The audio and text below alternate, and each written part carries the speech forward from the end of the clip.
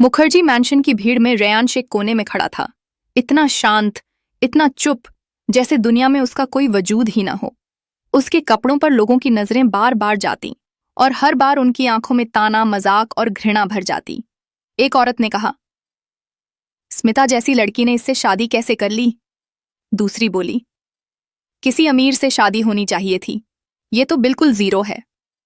तीसरी ने हंसते हुए कहा, और इसके कपड़े देखो, मजदूर जैसा लग रहा है।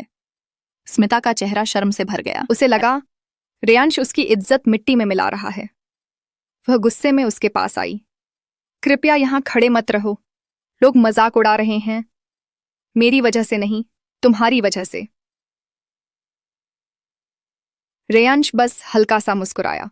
उस मुस्कान में कोई शिकायत नहीं थी, जैसे उसे पहले से पता था लोग क्या करेंगे। वह पलटकर जाने ही वाला था कि सामने से आरव आता दिखा, सलीकेदार, स्टाइलिश, नकली सॉफ्टनेस से भरा। वह स्मिता के पास आकर बोला, आप ठीक है ना? परेशान लग रही हैं। फिर रेयांश की तरफ देखकर बोला, शायद आपकी वजह से। स्मिता चुप रही।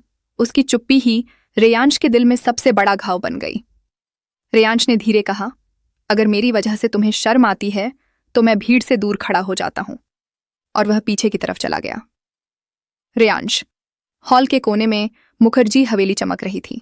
झूमर, महंगी लाइटें, शोर, और रेयांश वह अकेला धूल भरी कोने वाली जगह पर खड़ा था। लोग मान चुके थे, वह गरीब है, बेकार है, स्मिता की बुरी किस्मत है। कोई नहीं जानता था कि यह वही व्यक्ति है जो चाहे तो इस पूरी हवेली को खरीदकर एक ही रात में खाली करवा दे। लेकिन वह ऐसा नहीं चाहता था। उसे जानना था कौन लोग उसके बिना अमीरी के उससे प्यार कर सकते हैं। स्मिता उधर आरव के साथ हंसते हुए। आरव अपनी नकली मिठास में बोला, आप इतनी खूबसूरत हैं, आप जैसे लोग गरीबों के साथ अच्छे नहीं लगते। स्मिता यह सुनकर खुश हुई। वह खुद भी ऐसा ही सोचती थी। उसे पता ही नहीं था कि आरव की मुस्कान के पीछे चाल थी। अब entry. Mukherjee family plus businessman. भीड़ दो हिस्सों में बंट गई। बड़े बड़े बिजनेसमैन अंदर आए थे। लोग फुसफुसाने लगे, आज बहुत बड़ा डील होने वाला है, इन्हें कोई बहुत खास इंसान मिलने वाला है। लेकिन सबकी सांस तब रुक गई जब उन बिजनेसमैन में से 3 लोग सीधे रेयांश की ओर बढ़े। भारी सूट, महंगे घड़ियां, ऊंचा रुतबा, पर उनके कदम रेयांश की तरफ। स्मिता और आरव एकदम चुप। लोग घूर रहे थे।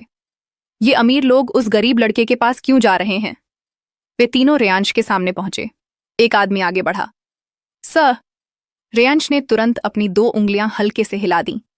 एक बेहद सूक्ष्म छुपा हुआ इशारा, आदेश, चेतावनी, चुप रहने का संकेत। आदमी की आवाज गले में अटक गई। उसने अपना मुंह बंद कर लिया। घबराहट से उसने तुरंत नजरें नीचे कर लीं। बाकी 2 भी तुरंत समझ गए, पहचान नहीं खोलनी है।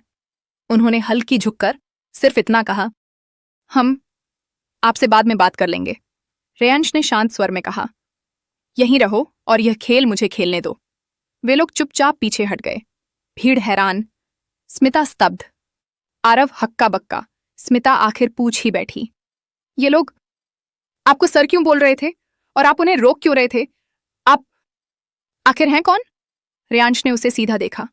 उन आंखों में पहली बार एक अलग ही चमक थी। दुनिया जानती है मैं कौन हूं, बस तुम नहीं जानती। बस तुम नहीं जानती। स्मिता की रूह कांप गई। उसे पहली बार महसूस हुआ, शायद उसने जिस आदमी को बेकार समझा वह उसकी सोच से कहीं ज्यादा बड़ा था।